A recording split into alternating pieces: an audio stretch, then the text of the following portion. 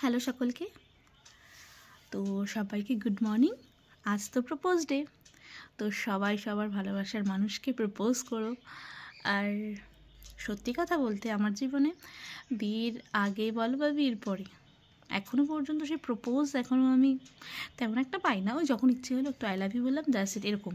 মানে বিয়ের আগেও কখনো যে প্রপোজ করা বা হাঁটু গেড়ে বসে গোলাপ দিয়ে আই লাভ ইউ এরকম কিছু হয়নি। আর সত্যি কথা বলতে তখন অত একটা মানে ভালোও লাগতো না সেরকম একটা, বিয়ের আগেও কখনো। তো কাল তো রোজ ডে ছিল, কাল তো কর্তামশাই একটা আমাকে গোলাপ দিয়েছে।